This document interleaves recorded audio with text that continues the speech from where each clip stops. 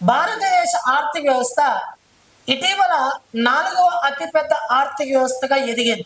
అయితే భారతదేశ ఆర్థిక వ్యవస్థ 4వ అతిపెద్ద ఆర్థిక వ్యవస్థ ఎదిగింది అంటే అది ఏ దేశాన్ని అధిగమించి ఎదిగింది అనేది ఇక్కడ చూడాలి.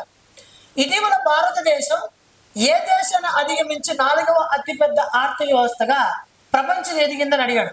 1 బ్రెజిల్, 2 జపాన్, 3 జర్మనీ, 4 ఫ్రాన్స్ అన్నాడు.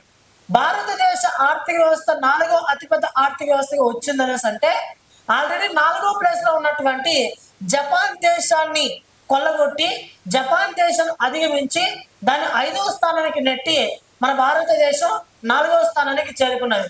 అంటే ప్రస్తుతం ప్రపంచవ్యాప్తంగా చూసుకుంటే అతిపెద్ద ఆర్థిక వ్యవస్థ వరుసగా 1 అగ్రరాజ్యం అమెరికా, 2 చైనా, 3 జర్మనీ, 4 జపాన్ ఒకప్పుడు ఉన్నది.